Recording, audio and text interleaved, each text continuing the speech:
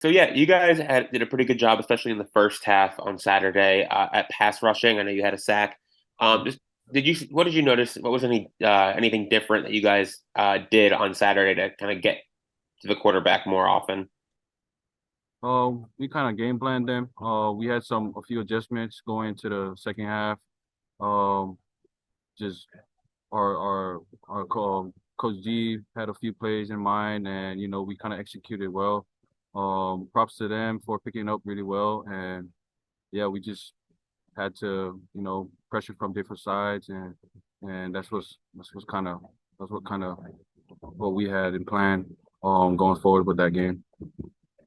And then, kind of in the same vein, not that Clemson's quarterback is super young, but he's a first year starter. And Mhm. obviously, you guys want to get to the quarterback all the time, but how much can you guys disrupt an offense when you're getting to a younger quarterback? Our focus this week is just trying to get better. We're gonna, game plan and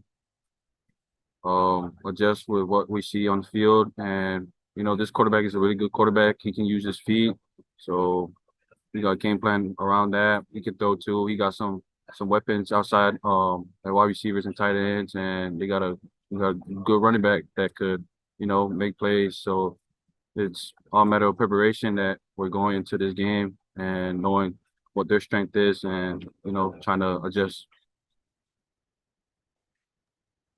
Next, we'll go to Matt Shodell. Matt, go ahead. Yeah, hey Kiko. So, I know you haven't been around the program for that long, but Mhm. Mindy's had 3 game losing streaks in seasons 12 of the last 17 years, and you got Clemson up to try and not have that happen this year. Mhm. So, what's sort of the mindset of the team right now to make sure that doesn't happen? All we're focused is trying to get better. Those past 2 games is gone. We're just gonna erase it, put it in back pockets, and we're gonna move forward. And us leaders and our coaches gonna keep us motivated and encourage us to uh push forward and move on. You gotta have a short memory, and we gotta learn. You use those games to learn and prepare for the next game. And that's kind of mindset in our locker room and in the facility. We're motivated to get back on that field and give it our best. Next, we'll go to Susan Miller-Degnan. Susan, go ahead. Pico, Clemson, rushing. What are the challenges for your rushing defense? I know last week, I guess Marion Hampton had almost 200 yards rushing. How can you guys improve in that? And tell me a little about Clemson's their running. I mean, after the UNC game, we get back here, we watch the film, and we just didn't execute on our part. And that's something we got to get better at, and we're going to learn, and we're going to play disciplined football.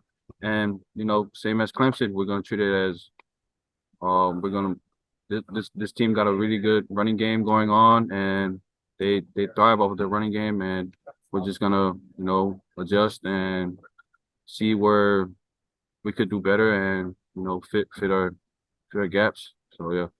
And my follow is just on the other side of the ball for you guys.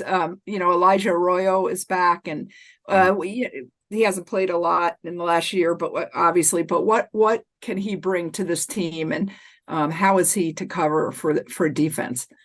I mean, whenever he comes back, I mean, he's recovering pretty fast, and I mean, he brings a lot to the table.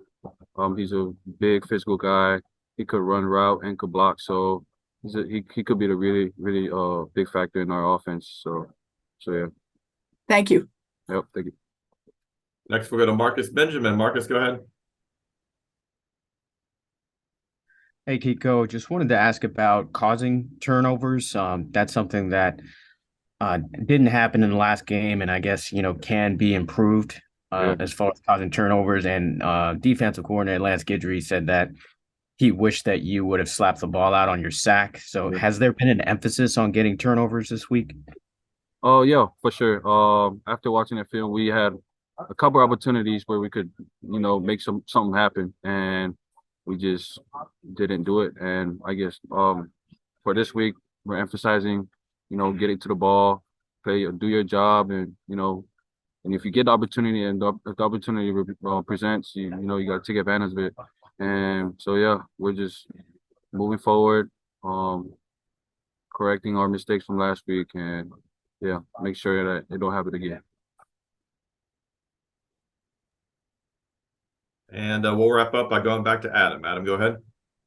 Hey again. So I think it's been a few weeks since we asked about your brother. But looking at like his publicly available player grades and stuff, seems like he's really improved the last couple weeks. How have you seen that on the practice field? And then just with talking to him, has he seemed more comfortable the last couple weeks? Like he hasn't been called for a penalty since I think week 2. His grades are a lot better. From what we can see. Like how has he adjusted? And grown over the course of the year? Yeah, I feel like he has grown a lot in the past few weeks. You know, he's been very steady. I feel like he's more comfortable now. And it's all part of, our preparation, our D line, getting at them and getting them better. Iron sharpens iron, and that's what we do here at Miami. We practice hard, and when the game comes, opportunity presents. It's either you're gonna bite or not. So I feel like he's been in a good position now. He's comfortable, playing his position at this level as a freshman. So yeah, he has grown a lot. So yeah. Great. Thanks, Kiko, for taking the time, and we'll see you Saturday night. Thank you.